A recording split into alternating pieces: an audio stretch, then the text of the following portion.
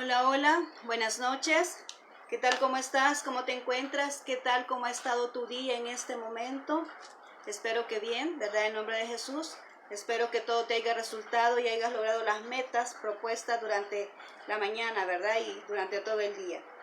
Bien, te doy la bienvenida nuevamente aquí a este lugar, ¿verdad? A mi mesa espiritual, donde vamos a compartir la palabra de Dios. Y ahora pues vamos a estudiar el libro a los Colosenses, ¿verdad? Así es que vamos a compartir y voy a invitarte que abras, que traigas tu Biblia, ¿verdad? Que para que podamos compartir juntos ahí, puedas anotar, ¿verdad? Puedas subrayar los versículos claves, ¿verdad? De esta carta a los Colosenses. Así que vamos a seguir, pero antes de todo vamos a orar. A nuestro Dios vamos a poner este momento en sus manos para que sea Él pues obrando, que sea Él pues compartiendo, ¿verdad? Sea a través de mi persona exponiendo la palabra de Dios. Así que ayúdame por favor. En este momento vamos a orar. Bendito Dios, te doy gracias una vez más por una oportunidad que me regala, Señor, de estar aquí para compartir esta poderosa palabra tuya, Señor. Es un privilegio venir, Señor, y compartir esta palabra.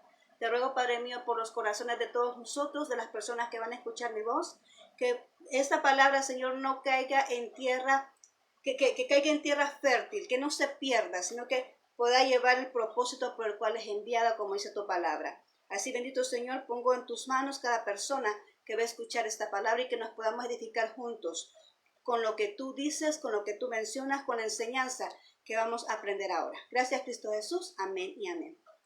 Bien, como te decía, esta es la carta a los Colosenses. Vamos a estudiarla y voy a invitarte que abras tu Biblia en el capítulo 1. Vamos a leer del 9 al 12, ¿verdad?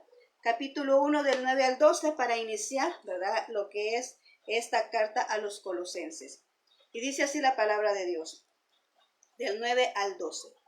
Por lo cual también nosotros, desde el día que lo oímos, no cesamos de orar por vosotros y de pedir que seáis llenos del conocimiento de su voluntad en toda sabiduría e inteligencia espiritual, para que andéis como es digno del Señor, agradándole en todo, llevando fruto en toda buena obra y creciendo en el conocimiento de Dios, fortalecidos en todo poder, conforme a la potencia de su gloria, para toda paciencia y longanimidad, con gozo dando gracias al Padre que nos hizo aptos para participar de la herencia de los santos en luz. Amén. Bueno, yo creo que el mayor anhelo de nuestro Señor Jesucristo es que nosotros aprendamos acerca de Él, que nosotros conozcamos acerca de Él, que nuestro conocimiento a través de la palabra de Dios, ¿verdad? Sea que nosotros pongamos esa prioridad en querer aprender, en querer conocer más de la palabra de Dios. Entonces aquí dice, también el apóstol Pablo dice, estoy rogando por ustedes, él es el que está hablando y dice, estoy rogando por todos ustedes para que aumente ese conocimiento, ¿verdad? Esa sabiduría espiritual que solamente la puede otorgar nuestro Dios, obviamente, solamente a través del Espíritu Santo nosotros podemos comprender la palabra de Dios. Cuando nosotros venimos a la presencia de Dios y es lo que hacemos siempre, ese enfoque, ¿verdad? Que siempre que cuando nosotros vamos a leer la palabra de Dios hay que venir antes a su presencia para poder comprender lo que en sí es la palabra de Dios, lo que Él nos quiere dar a conocer, lo que Él nos quiere mostrar a través de su palabra. Entonces, qué importante es que nosotros adquiramos conocimiento. ¿Por qué? Porque dice la palabra de Dios también de que el pueblo perece por falta de conocimiento. Y es necesario que nosotros conozcamos lo que es la palabra de Dios, lo que conozcamos quién es Dios, así como los vendedores, para que un vendedor pueda tener ese beneficio, ¿verdad? De vender su producto, ese resultado favorable, tiene que conocer el producto que está mostrando.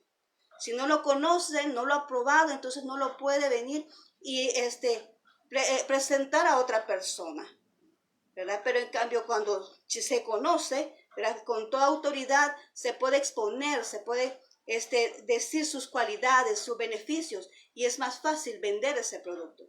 Asimismo es esto la palabra de Dios. Cuando tú conoces de Dios, tú puedes hablar con toda naturalidad, con toda seguridad, con toda autoridad de lo que tú conoces. Y por eso es necesario que todos nosotros vengamos a leer la palabra de Dios, que nosotros todos los días nos enfoquemos en querer aprender más de la palabra de Dios. Bien, como en todas las iglesias, ¿verdad? El apóstol Pablo siempre se dirigió porque tenía ciertos problemas, ¿verdad? En este caso, la iglesia de Colosas también tenía problemas.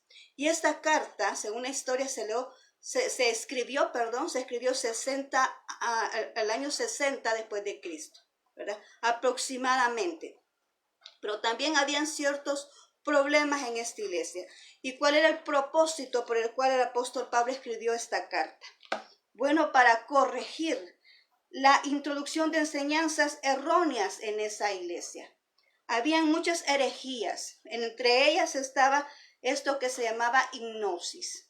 ¿Qué significa hipnosis? Significa conocer, ¿verdad? Y dice acá la historia, o dice acá el concepto de hipnosis, que es una filosofía en la búsqueda de un conocimiento superior.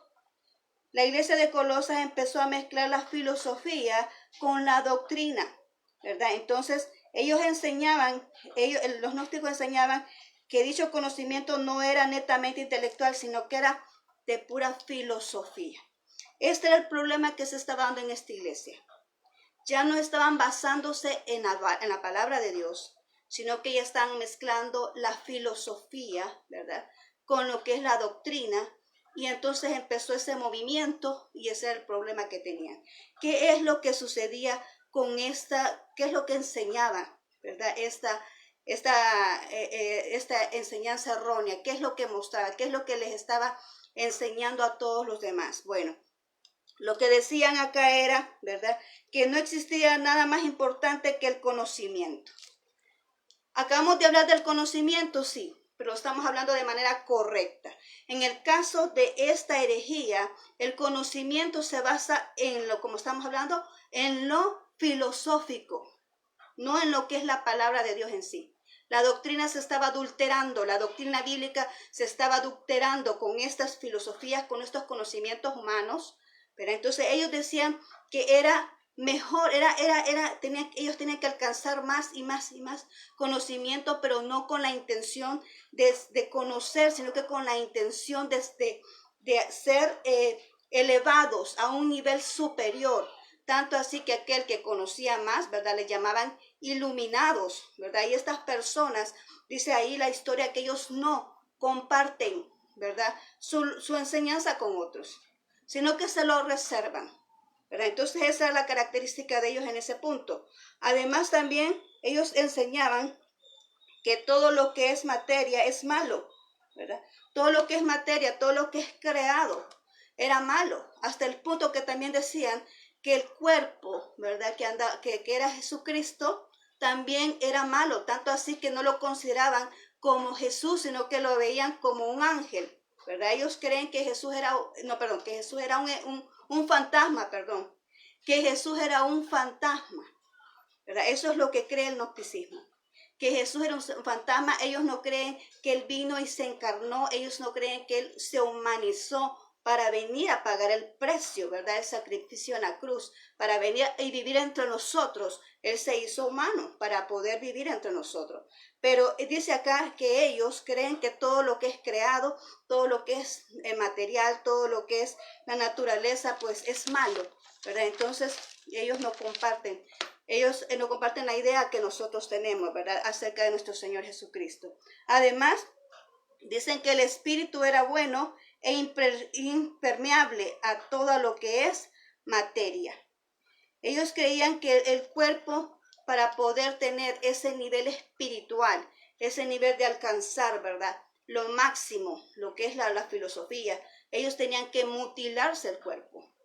Ellos se azotaban el cuerpo, ellos se mutilaban el cuerpo, porque creían que era la única manera de cómo poder accesar a ese nivel filosófico que los iba a llevar a ser una persona iluminada, porque así es como ellos se nombraban, personas iluminadas, que tenían ese gran conocimiento, que llevaban un nivel superior, de tanto así, ¿verdad?, que no lo compartían con nadie más. Ahora, esto sí es en lo que significa el concepto de hipnosis y lo que ellos hacen. Pero vamos a ver qué es lo que Pablo acá mostraba, qué es lo que él planteaba referente al problema que se estaba dando en esta iglesia. Entre ellos dice allá que el problema que Pablo mostraba era que habían ciertas, ¿verdad?, herejías, como por ejemplo el ritualismo. Se practicaba el ritualismo. ¿Y qué es eso? Eran prácticas religiosas. Como por ejemplo, ellos discutían tanto en la comida, en lo que comían, en lo que no debían, en lo que se debían delimitar y lo que no era permitido y lo que sí era permitido. Discutían tanto y acordemos que eso estaba en la ley, ¿verdad? Cuando se dieron ciertos reglamentos en cuanto a la comida. Pero ellos aquí seguían discutiendo en cuanto a la comida, en cuanto a la bebida, en cuanto al día de reposo, ¿verdad? Que si era sábado, que si era domingo, qué día era, ¿verdad? Y también en cuanto a la circuncisión, ¿verdad? Lo vemos allá en el capítulo 2:11.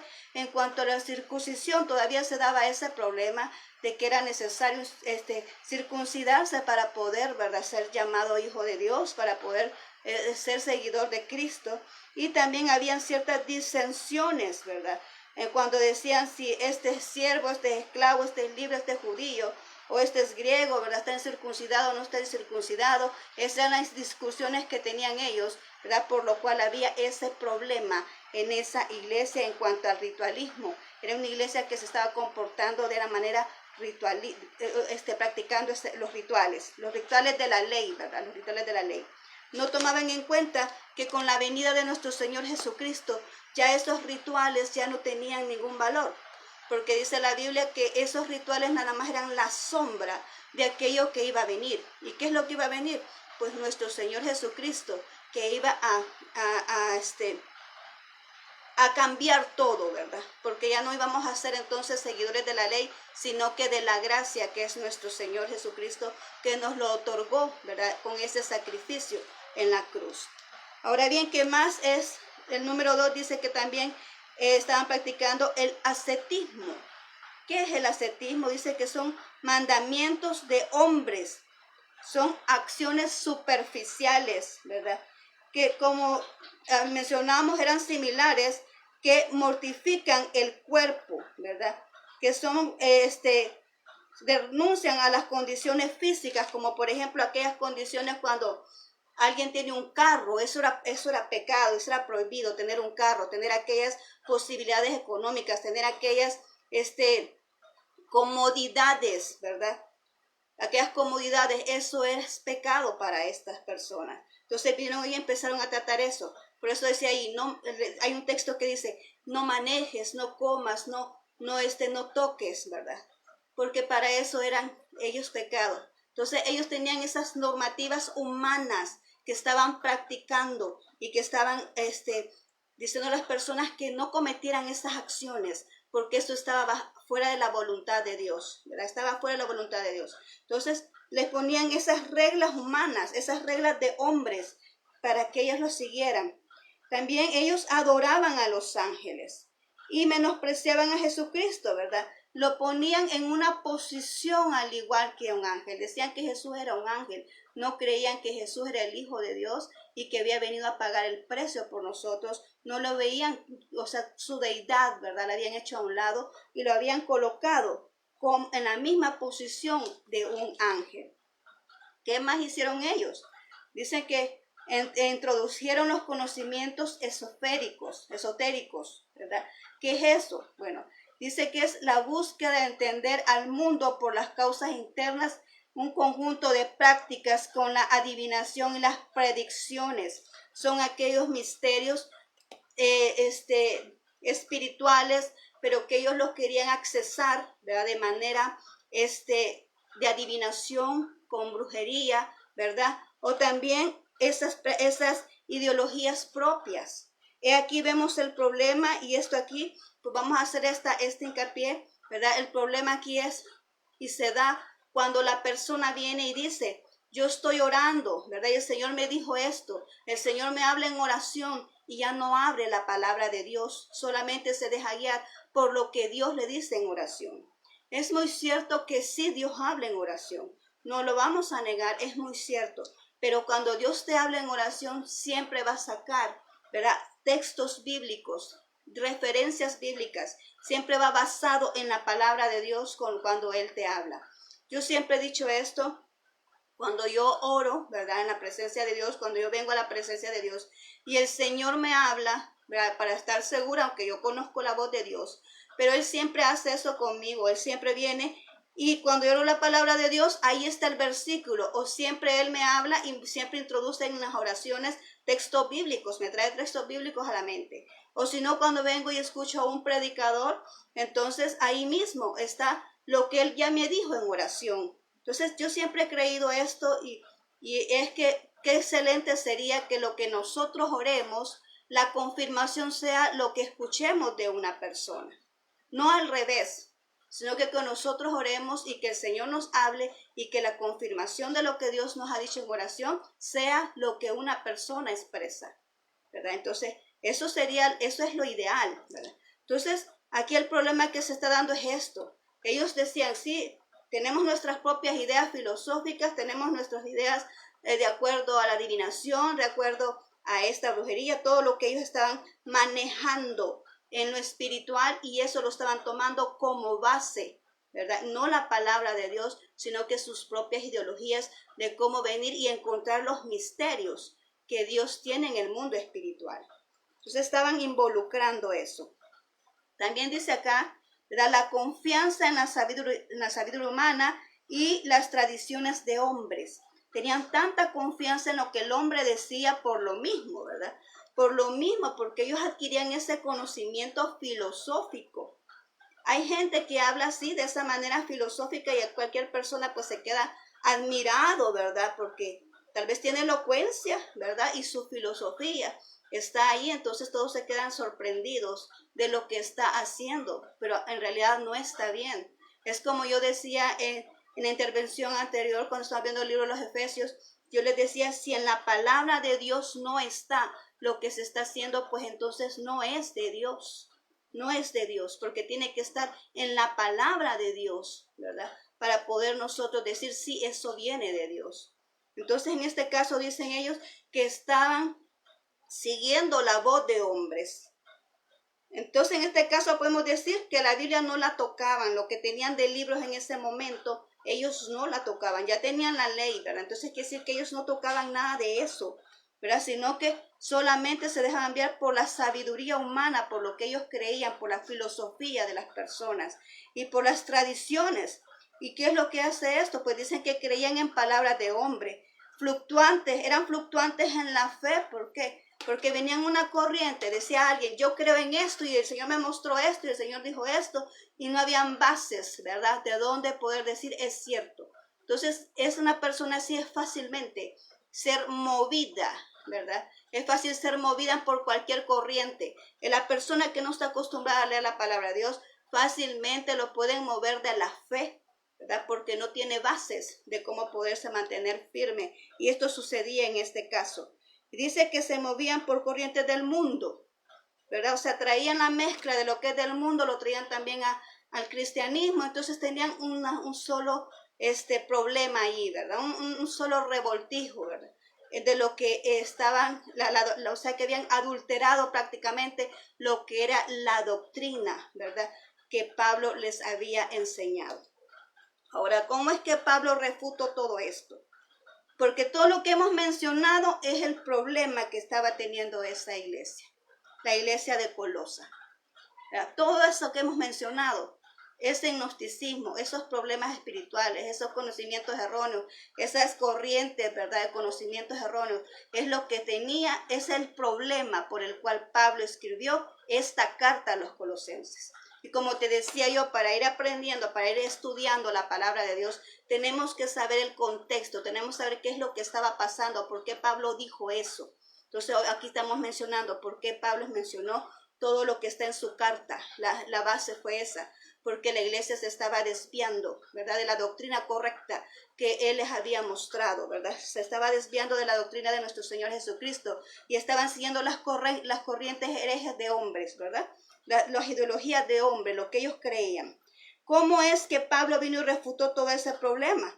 Bueno, lo encontramos acá en el capítulo 1:15, del 15 al 22 vamos a leer. Del 15 al 22, ahí vamos a encontrar cómo él empezaba a defender a nuestro Dios, ¿verdad? A nuestro Jesús, porque ellos decían que él no era Jesús, sino que era ¿qué? Un fantasma, ¿verdad? No le daban aquella deidad, sino que decían que era un fantasma.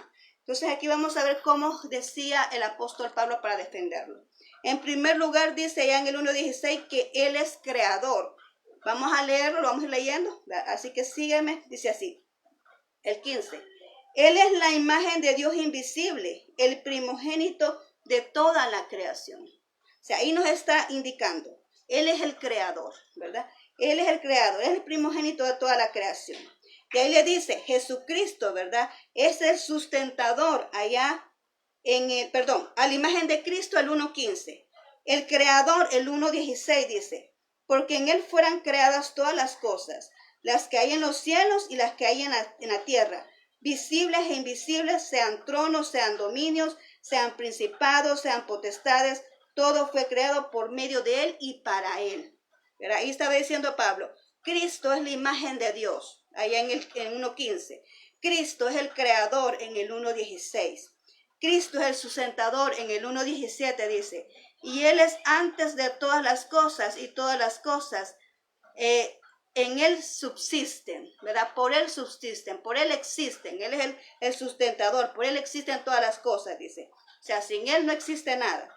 En el 1:18 dice que es la cabeza de la iglesia, dice, y Él es la cabeza del cuerpo, que es la iglesia, el que es en el principio, el primogénito entre los muertos, para que todo tenga la preeminencia. Aquí está defendiendo Pablo a Jesús. Entonces aquí dice, en el 18, es la cabeza de la iglesia. Y dice que también es la primicia de la resurrección, ¿verdad? En el 1:18. En el 1:19 dice que es la plenitud de la deidad en forma corporal. Y dice, por cuanto agradó al Padre que en Él habitase toda plenitud. O sea, Él es Jesús, pero también Él es Dios, ¿verdad? Y se manifestó acá en la tierra en forma de cuerpo, de carne, pero era Dios. Amén. Entonces también allá Él es el reconciliador. En el 1:20-22 dice, y por medio de Él reconciliar consigo todas las cosas, así que están en la tierra como las que están en los cielos, haciendo la paz mediante la sangre de la cruz. Y vosotros también, que erais en otro tiempo extraños y enemigos de vuestra mente, haciendo malas obras, ahora os ha reconciliado en su cuerpo de carne por medio de la muerte, para presentarnos santos y sin mancha e irreprensibles delante de Él. Aquí nos está diciendo, ¿verdad? Él no era un fantasma como ellos creen, ¿verdad? Tampoco no es un ángel, o sea, no es para ponerlo en el nivel de los ángeles. Él es superior a los ángeles, ¿verdad? Él es Dios, y dice aquí que se hizo carne para llevar nuestros pecados, ¿verdad? Para eso se hizo carne, para vivir entre nosotros y para llevar nuestros pecados en esa cruz, para reconciliarnos con nuestro Dios, ¿verdad? Aquí lo está explicando. Entonces, aquí de esta manera es como vino el apóstol Pablo y refutó, ¿verdad? Todo aquello que habían levantado estas personas estos maestros falsos, que estaban introduciendo esta herejía del gnosticismo a la iglesia de Colosas. Entonces ahí es como se levantó el apóstol Pablo a defender la doctrina, ¿verdad?, acerca de nuestro Señor Jesucristo. Ahora, como en todas las cartas, ¿verdad?, también hay parte de exhortación a la iglesia. Pues esto es lo que sigue en el capítulo 3, ¿verdad? Vamos a leer el capítulo 3 y en primer lugar, pues vamos a ver, dice ahí, que somos uno con Cristo. Nuestras prioridades, ¿verdad? Cuando somos uno con Cristo, nuestras prioridades pues tienen que ser las mismas que nuestro Señor Jesucristo. Y vamos a leer del 1 al 4, lo que dice el capítulo 3. Si pues habéis resucitado con Cristo, buscad las cosas de arriba, donde está Cristo sentado a la diestra de Dios. Poned la mira en las cosas de arriba, no en las de la tierra, porque habéis muerto y vuestra vida está escondida con Cristo en Dios. Cuando Cristo, vuestra vida, se manifieste, entonces vosotros también seréis manifestados con Él en gloria. ¿Qué nos está diciendo acá la palabra de Dios? Nosotros somos uno en Cristo Jesús. Somos un cuerpo con Cristo Jesús. Porque dice acá, ¿verdad? El momento dice que si resucitamos, porque acá en el principio dice, si pues habéis resucitado, y para haber resucitado tendríamos que haber muerto antes. ¿verdad? Tendríamos que haber muerto antes. Eso quiere decir que nuestro Señor Jesucristo es la simbología, ¿verdad?, de la muerte de nosotros en esa cruz, de esa muerte al pecado, ¿verdad? De esa muerte al pecado en la cruz. O sea, cuando Él fue crucificado, nosotros también fuimos crucificados con Él al pecado, a la muerte, ¿verdad? Pero también nosotros resucitamos juntamente con Él a la vida eterna, ya limpios de todo pecado. Entonces, por eso dice aquí, si en verdad has resucitado, ¿verdad? Si pues has resucitado, o sea, es cierto que tú tienes una nueva vida, entonces no te vas a poner tus ojos en las cosas del mundo. Vas a poner los ojos en las cosas de Dios, en las celestiales, no en las terrenales. Porque cuando nosotros somos uno en Jesús, entonces nuestras prioridades van a ser las mismas que Él. Nuestros ojos van a ver lo que Jesús ve. No nos vamos a dejar llevar por los ojos naturales. Vamos a ver lo que Jesús ve, qué es lo que Él quiere. Se nos va a ser abierto el panorama de lo espiritual, de lo que Él realmente quiere para nosotros, porque si nuestros ojos están con Él, pues Él nos va a mostrar, ¿verdad?, lo que Él desea para nuestra vida, es el camino correcto, ¿verdad?, lo que Él tiene para nosotros, las bendiciones preparadas, ¿verdad? Entonces Él nos va a mostrar todo eso, lo espiritual, no lo terrenal. Lo terrenal lo que hace es desviarnos del camino de Dios. Lo terrenal es lo que nos hace entretenernos y no nos permite ver la gloria de Dios. Lo terrenal lo que hace es matar nuestra vida espiritual. Entonces por eso dice ahí, poner tus ojos en lo celestial, en las cosas de arriba, en el cielo donde está Jesucristo, no en las cosas de la tierra. Amén. Ahora bien, después dice, desechar las concupiscencias de la vieja naturaleza. Y eso está en el 5.9. Vamos a leer los 5.9. Dice, haced morir pues lo terrenal en vosotros, fornicación, impureza, pasiones desordenadas, malos deseos, avaricia, que es idolatría, cosas por las cuales la ira de Dios viene sobre los hijos de desobediencia, en las cuales vosotros también anduvisteis en otro tiempo cuando vivíais en ellas, ¿verdad? Pero ahora dejad también vosotros todas estas cosas: ira, enojo, malicia, blasfemia, palabras deshonestas de vuestra boca. No mintáis los unos a los otros, dice, habiéndonos despojado del viejo hombre por sus hechos y revestidos del nuevo, y el cual conforme a la imagen del que los crió se va renovando hasta el conocimiento pleno, ¿verdad? Entonces, ¿qué nos está diciendo acá? Aquí nos está dando una lista, ¿verdad?, de ciertas acciones que no son las correctas, ¿verdad?, de ciertas acciones que no le agradan a Dios, de ciertas acciones que son las acciones de la carne, que son las acciones del viejo hombre, ¿verdad? Aquellos que no está de acuerdo con la voluntad de Dios.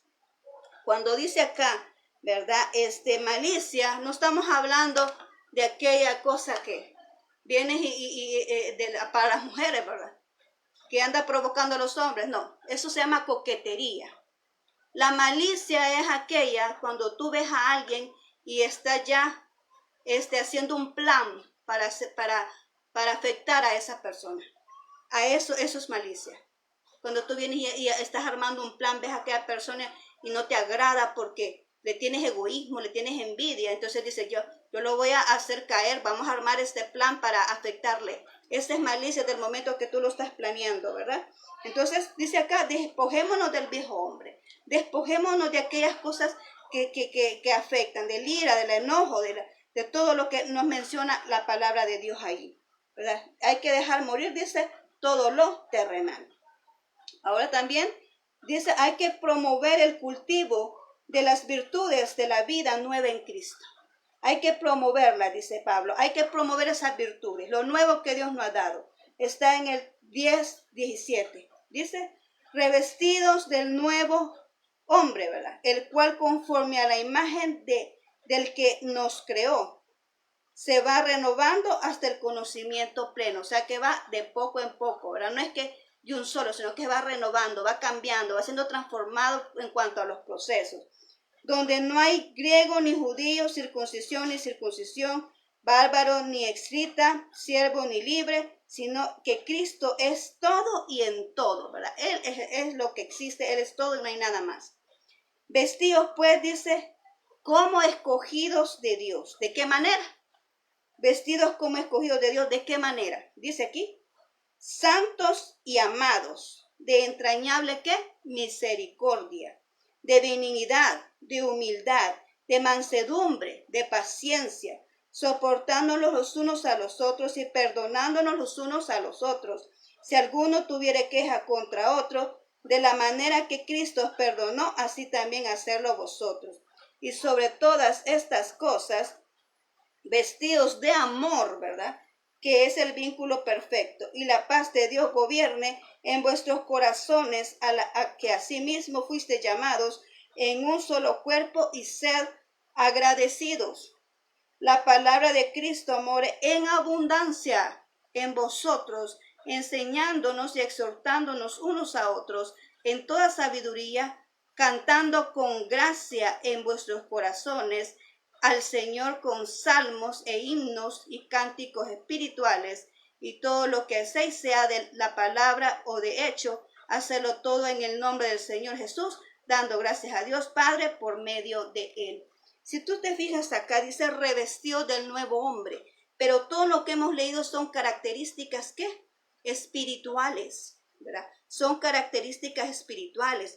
Yo quiero hacer énfasis, ¿verdad? En esto, que dice sobre todas estas cosas vestidos de amor, ¿verdad? Que es el vínculo perfecto. ¿Por qué es el vínculo perfecto? Porque dice que Dios es amor, y todo aquel que tiene a Dios adentro, pues así va a actuar, así es lo que va a entregar, ¿verdad? Va a entregar ese amor que Dios ha puesto en su corazón. También dice en el 16, la palabra de Cristo more en abundancia en nosotros. ¿Por qué es necesario que abunde en abundancia? Porque cuando tú tienes una necesidad, tú puedes venir y expresar la palabra de Dios, tú puedes citar la palabra de Dios. Cuando tienes necesidad, puedes citar esas promesas que hay en la palabra de Dios. Cuando tienes que defenderte ante una amenaza del enemigo, tú puedes defenderte con la palabra de Dios. Tú puedes alabar al Señor con la palabra de Dios, porque dice ahí, viniendo a Él con cánticos, ¿verdad?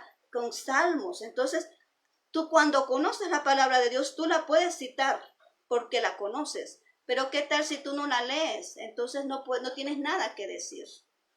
El que no conoce no puede decir nada porque no sabe. Pero cuando tú conoces la palabra de Dios, entonces tú la expresas. Cuando tienes necesidad, tú la expresas, tú la citas porque la conoces. Por eso dice aquí que la palabra de Dios, dice, de que la palabra de Cristo more en abundancia en nosotros, enseñándonos y exhortándonos unos a otros con toda sabiduría, dice, cantando con gracia en vuestros corazones al Señor, con salmos e himnos y cánticos espirituales. Solo si tú conoces la palabra de Dios puedes hacer esto. Y el 17 dice, y todo lo que hacéis, sea de palabra o de hecho, hacedlo todo en el nombre del Señor Jesús. ¿Cómo es que tú haces las cosas? Si lo más mínimo no importa, ¿verdad? Si vas a decir, bueno, las amas de casa, voy a hacer este almuerzo, ¿verdad? En el nombre de Jesús, ¿verdad? Que nos quede bien, ¿verdad? Que tenga ese sazón, ese alimento, o tú, caballero, que vas a trabajar en el nombre de Jesús, que este día sea favorable, que todo me salga bien, ¿verdad? Que lleve buenas noticias a casa. O tú, joven, que estudias en el nombre de Jesús, me voy a sentar en ese pupitre. Señor, dame sabiduría para que yo pueda comprender todo lo que se nos va a mostrar en este momento, ¿verdad? Cuando tú haces las cosas en el nombre de Jesús, todo te sale más fácil, ¿verdad? Todo viene y va surgiendo, va fluyendo, así como fluye el agua en el río, ¿verdad? Va pasando. Así mismo fluye todo lo que es para ti cuando tú vienes y pones a Dios primero en todo lo que tú haces, ¿verdad? Bien, ahora, ¿qué más dice? Va, ya en el siguiente punto nos habla acerca de la familia, ¿verdad? Y de cómo proceder en la sociedad. Algo muy importante aquí es que acabamos de ver, ¿verdad? Mira Dios cómo es bello, que primero lo que acabamos de ver ahorita tiene que ver con el individuo, tiene que ver con tu vida espiritual, tiene que ver cómo te tienes que vestir con misericordia, con amor, con paciencia. Está hablando de uno, fíjate muy bien. Lo que acabamos de mencionar aquí está hablando de uno, del cambio de una persona. Porque tú no puedes cambiar a tu esposo, a tu esposa, a tus hijos, si tú no has cambiado como individuo. Tienes que cambiar tú primero. Tienes que identificar el error y trabajar en ello, en tus debilidades y en tus errores, para después venir y poder proyectarle a tus hijos, a tu familia, lo que tú realmente quieres. Y de así sucesivamente, ¿verdad? Cambia la familia, pues podemos también cambiar que la comunidad, la iglesia, todo lo demás. Entonces, primero el cambio tiene que ser personal, porque después sigue ¿cómo? Con el matrimonio. Y vamos a leer del 18 en adelante. 3:18 dice: Casadas, estad sujetas a vuestros maridos, como conviene en el Señor. Está hablándole a las mujeres primero, a las esposas. Estad sujetas. Estar sujetas no quiere decir subyugadas. No quiere decir estar maltratadas. No quiere decir te vamos a poner debajo de los pies. No quiere decir te voy a dejar atrás. Ni tampoco por un lado, ¿verdad? No. Jesús hace esto. ¿Qué es estar sujeto?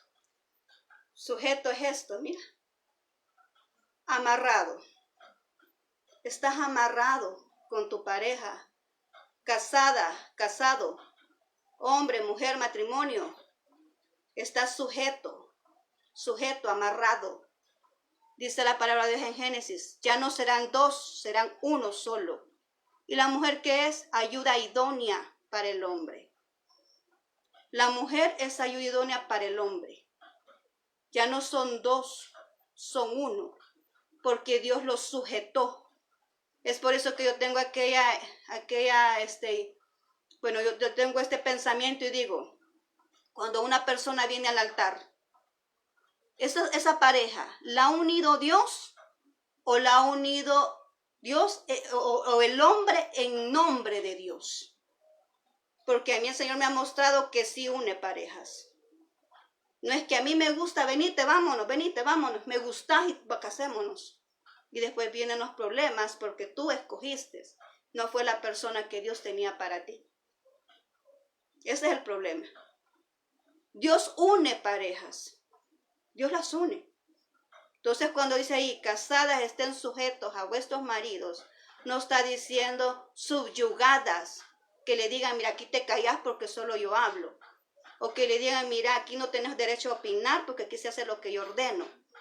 No, ahí dice que son uno solo. Y cuando usted va a despreciar a alguien, no va a despreciar su cuerpo, ¿verdad? Porque lo siguiente dice, ¿verdad?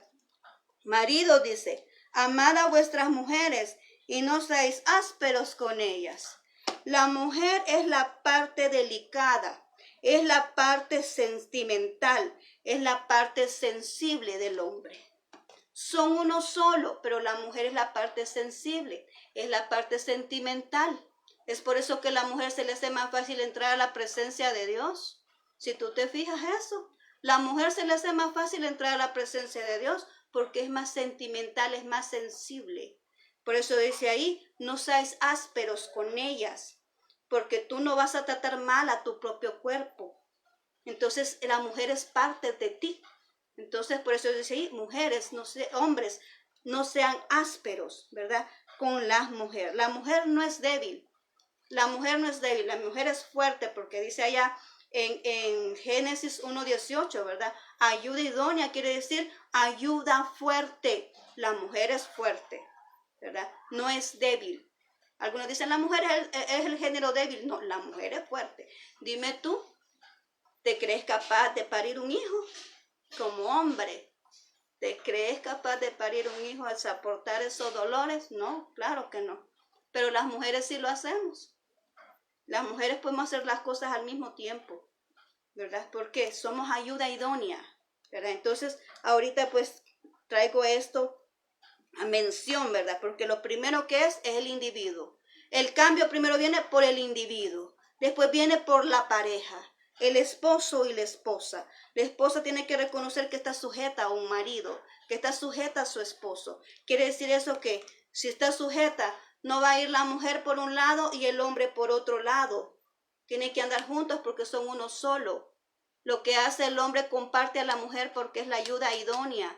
No es que yo voy a hacer todo y tú ándate por allá, ¿verdad? Perdete, no. Es ayuda idónea, entonces lo que el hombre hace tiene que serle partícipe a la mujer para que le ayude. Son juntos, andan juntitos, porque están, ¿qué? sujetados por Dios. Entonces la mujer tiene que reconocer eso, ¿verdad? Que está sujeta a su esposo, tiene que hacer, ¿verdad? Ayudarle a su esposo, ¿verdad? Y el hombre pues tiene que, dice acá según la palabra de Dios, tiene que amarla y no tiene que ser áspero con ella. Después viene con los hijos, dice, hijos, obedecer a vuestros padres en todo porque esto le agrada a Dios, ¿verdad? Los hijos que a veces están renegando, uno de padres solamente quiere buscarles bien, ¿verdad? Porque el padre que es padre y el madre que es madre siempre va a buscar el beneficio para sus hijos, ¿verdad? Siempre busca el bienestar para ellos. Y a veces ellos no comprenden porque uno ha pasado ciertas experiencias o ha visto ciertos casos que no quieren que a sus hijos les pase.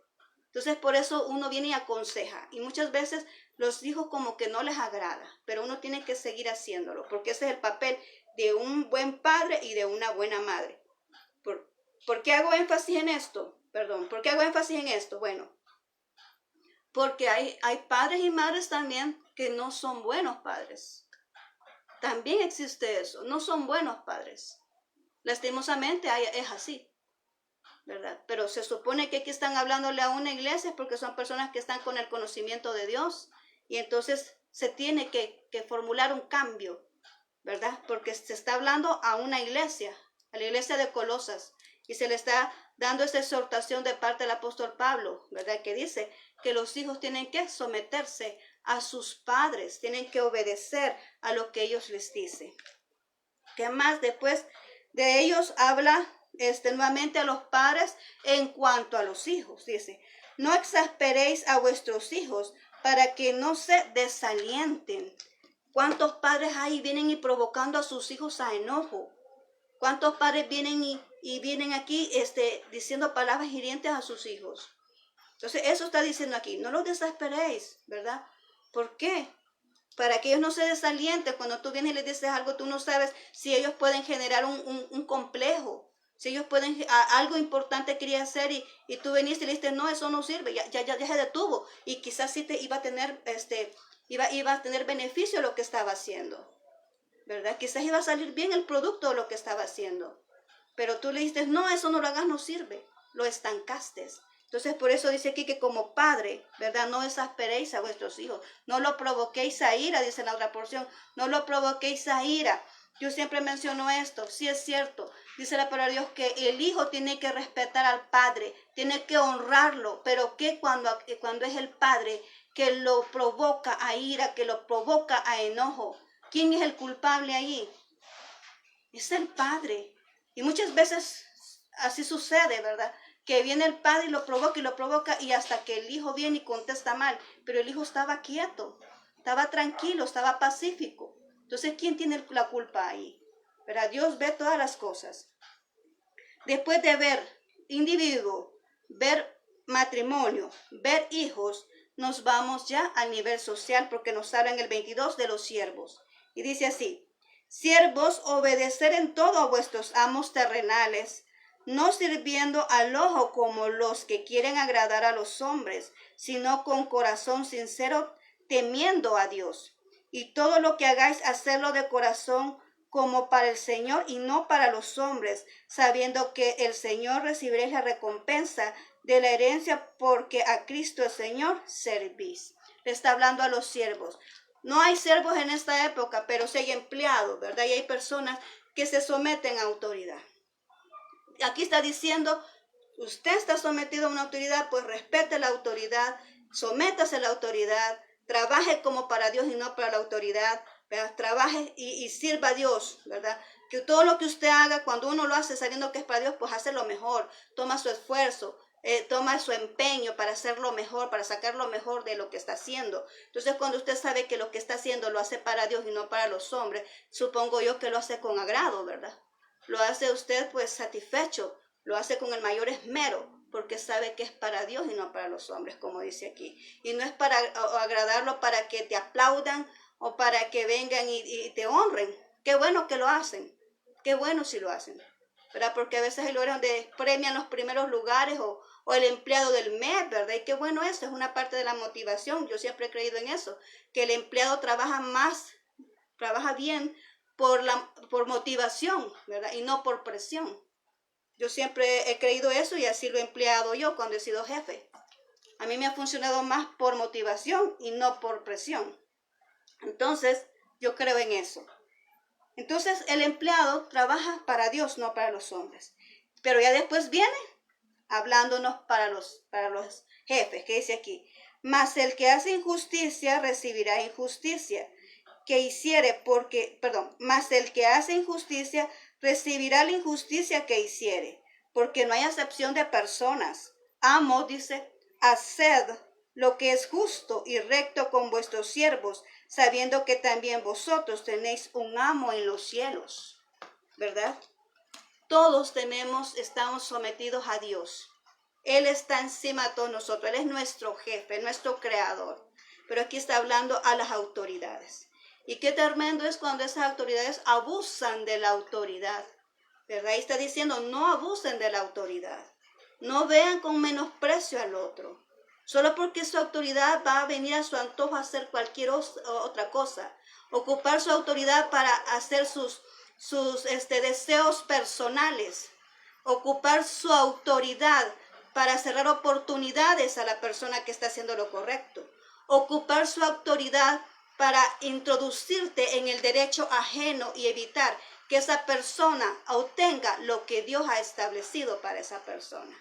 Ocupar esa autoridad de una manera errónea, porque dice ahí, Dios es justo y lo ve.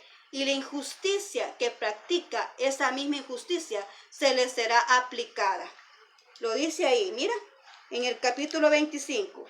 Mas el que hace injusticia recibirá la injusticia que hiciere.